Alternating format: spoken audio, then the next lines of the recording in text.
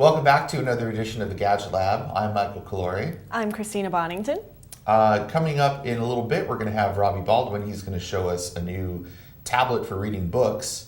But first, Christina is here to show us this giant iPad on a stand. Yeah, this isn't an iPad. This is the new 21.5-inch iMac.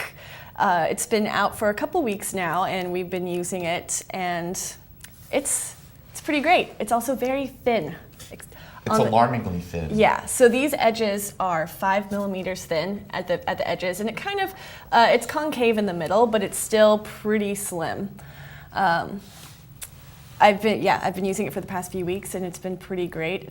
This version has a 2.9 gigahertz Core i5 processor, and it's got Apple's Fusion Drive, which is a mix of flash and hard disk, and it optimizes where things go at the system level. Does it start up more quickly? Yeah, so it's super fast, doesn't hang up on anything.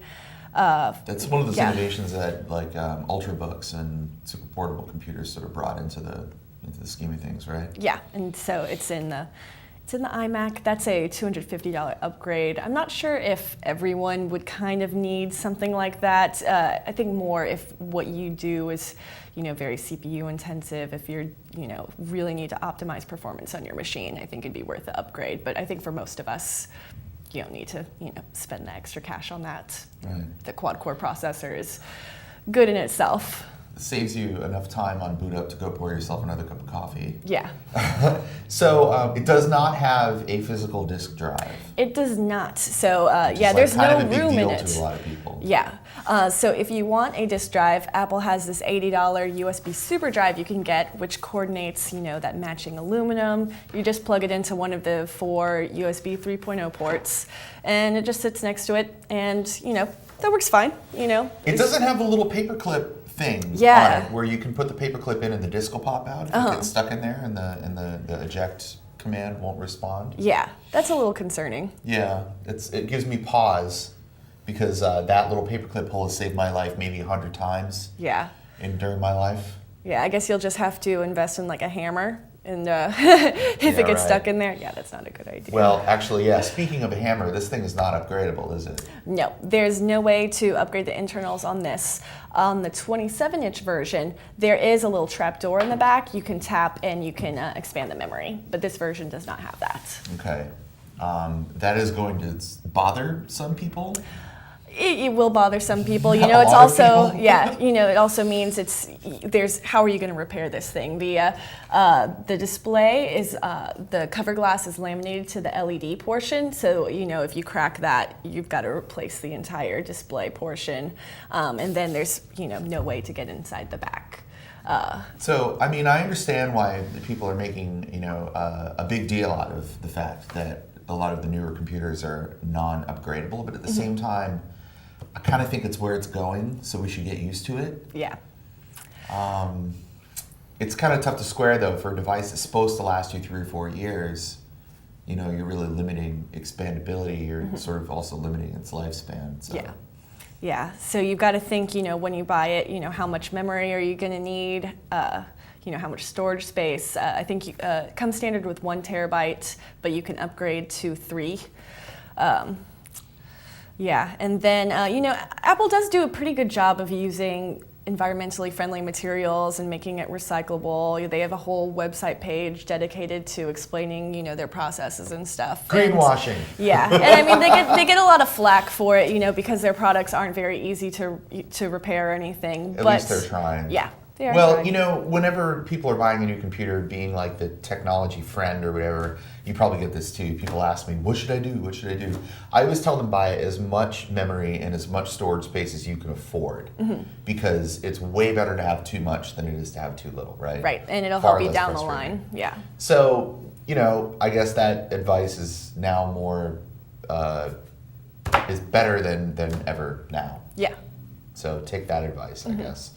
So starts at $1,300, and then this version with the 2.9 gigahertz processor starts at $1,500. Okay, Yeah. and goes up and up and up and up from there. Yes. And when is the 27-inch version coming out? So it also started shipping. If you were one of the first people to pre-order it, you might already have it on your desk. But for most of us, probably sometime in the new year. Shipping's kind of delayed, kind of slow. And how long till it gets Retina? Dude, I want that Retina. Probably, a year or two. I mean, I can't imagine how hard it is to make a Retina display for something this large. Well, but the display is fine. It's, it's high def. It looks great, and you're not like using your desktop computer with your eyes 3 inches from the screen. So. Well, yeah. You know what? Take this thing away and bring it back to me when it has Retina on. No, I'm just kidding. Well, thank you. Yes. And we're going to bring out Robbie now. Show us the new device from Kobo. All right, now Roberto's here, and he has brought with him the new Kobo Arc. It is their new 7-inch tablet. Obviously, it's going to be going up against the Nexus 7, but more importantly, the Kindle Fire and the Barnes & Noble Nook HD. It's a pretty nice. I just got this like literally last night, so I haven't had a chance to really mess with it. But their UI uses something called tapestries, so their folders are kind of dynamic. They're all moving around. No, otherwise it's just stock Android though? Yeah, it's just 4.0. It's ICS. Skinned. Yeah, it's skinned. So it's ice cream sandwich skinned. Skinned, but you can side load apps on this. So if you're looking for a tablet that is part of a ecosystem, a book ecosystem, but you want an open tablet, you might want to look into this little Kobo Arc. It does feel heavier than, let's say, the Nexus 7. Yeah. So it's but working out. Gotta look good. Yeah. Summer's coming. They have the little tapestry, and then they have this little Discover ribbon they call down here. And, what do you think compared to stock Android with nothing on it? Compared to stock, I mean, it looks cool, the tapestry UI, but actually looking at it closely, everything seems a little fuzzy. And it's not the problem of the display, because if you launch like an app, when you go in the app, it looks nice, but for some reason the UI seems a little fuzzy. Okay. Like I said, I just got this. We're going to see if maybe they'll have, I'm going to talk to them, see if maybe there's an update coming or not, and I'll have a review of this thing. It starts at $200, pretty much like every other 7-inch Android tablet out there.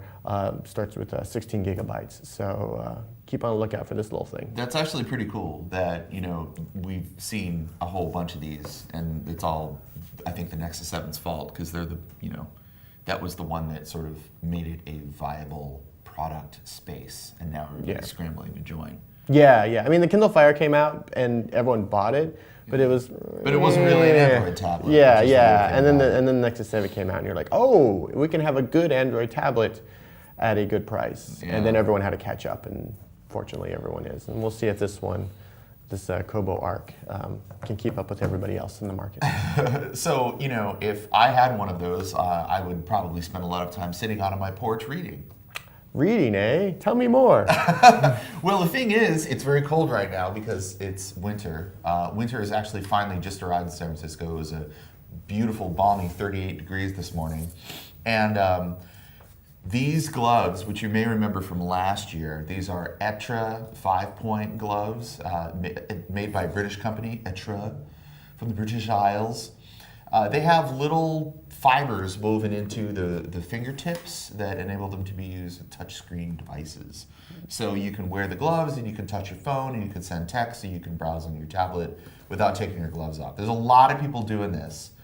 But Etra sent some to us last year, and we really liked them, and we gave them away in the show. And we're going to give away this pair. These are about $60. They're 40 British pounds, which is, roughly 60 USD. And they're free to you if you participate in our contest. So what we'd like you to do is take a photograph with your mobile device of the most archaic phone in your home. Cell phone, right? Mobile phone? Can it be a rotary phone? No, let's keep it to mobile phones. Okay. Let's keep it to mobile phones. I was going to leave it open-ended, but you blew it. Thanks. Anyway, so take a picture of the most archaic phone in your home, your old Nokia brick or whatever, and tweet it to @Gadget Lab. So you send that to us over the holidays. So if you have something at mom and dad's, attic, that's fine. Pick it up, take a picture of it, send it to us, and after the holidays in early January, we're going to pick a winner from all the responses. The most creative winner will win the Etra 5-point gloves from the British Isles. It's British. It is. They're extremely British. They even have like a little bit of a what is that? Oh no, that's sort of Norwegian pattern. Anyway, the gloves are awesome. We love them, and you'll love them too if you can win them. We're taking a break next week, but we'll be back after the holiday, and we will announce the winner of the gloves, and we'll have more things to show you and more exciting tales from the Gadget Lab. Bye.